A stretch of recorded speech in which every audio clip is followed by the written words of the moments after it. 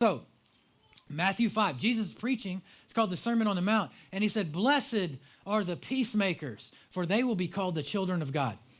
People water this down so much. The peacemakers are the ones who step into the chaos, who step into the division, who step into the shouting, and they bring peace. Those are the ones who look like Jesus.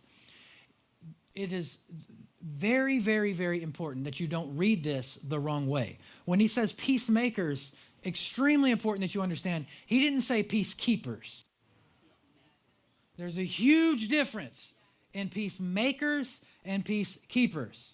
If you want to know how to be a peacekeeper, I mean, it's super duper easy to be a peacekeeper. I can say one word and you'll be like, okay, I get it. Okay, you want to be a peacekeeper? Husbands. See, you already know. All I have to say is husbands. You want to be a peacekeeper in your home? Husbands, keep your mouth shut. Say yes, dear. If you just say yes, dear, look, peace. Peace.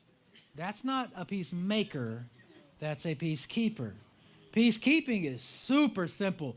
You just avoid conflict. Just avoid conflict. You can keep the peace if you just avoid conflict. Let her have her way. It's so simple.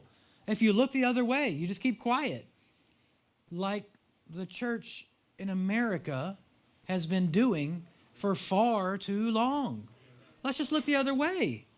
The church in Germany in the early 1940s, the trains of Jews are going by, and the church is just having their holy huddle, ignoring what's going on in the culture. That's what the church in America does now. It ignores what's going on in the culture. Don't say things to offend people. Just keep the peace. Randy, look, if you could just stop ruffling feathers, keep the peace. Just stop doing that culture update. You know how many people, look, I'm going to say something that some of you are going to feel like I'm talking to you because you think you're the only one who has said this to me. Multiple people have said this to me, okay, about the culture update. They say, I understand why it's important. I'm glad that you do it, but I can't invite people to church, or I don't invite people to church because they will find that part offensive. Okay. Like I get it. I mean, I understand, but really that's okay. It's some of you in the room, so I'm just if you're what you're saying, I'm trying to look. Don't come hit me, okay?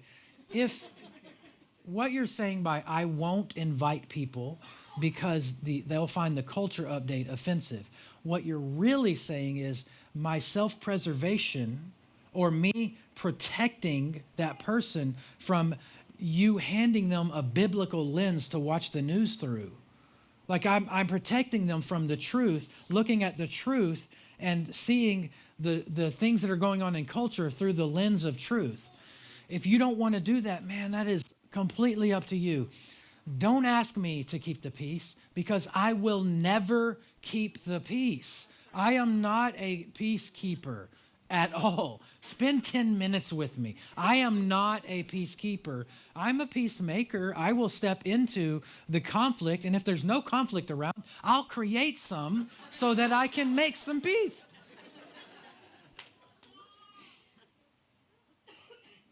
I mean, a lot of you appreciate and are here because the culture update's a big deal to you, and I'm always going to do it. And they're like, you know, if you just took that one part out, we can invite so many people, and the church would grow to be so big. Sorry, I can't do that. I literally can't do that. If I were to say, okay, look, I get it, Lord, I'm going to stop doing the culture update so that our church can grow, I would be removed. The Lord would remove me from standing up here and doing this. And I refuse to do that. I refuse to do that. We would look like a lot of other big churches.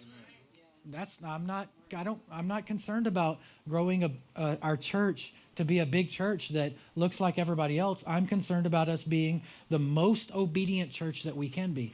And that's how we're always going to be. And that's what I'm always going to tell you is to find out what the word says and do what the word says. That's all. Like, and if the word doesn't say it, maybe don't do it. If the word says don't do it, don't do it. But if the word doesn't say to do it, maybe don't do it, maybe do it. I don't know. But do what you feel the Lord is leading you to do. I want to be a peacemaker. Therefore, I am going to continue to step into conflict. I'm going to continue to speak truth where I feel like the truth needs to be spoken. Peacemaking doesn't happen by inaction. Peacemaking also doesn't happen by accident. Peacemakers do the hard work. They confront tension with grace and with truth. They take bullets of criticism and sometimes literally in order to bring peace. It needs spirit-filled Christians who will not hide in fear but will stand up as peacemakers.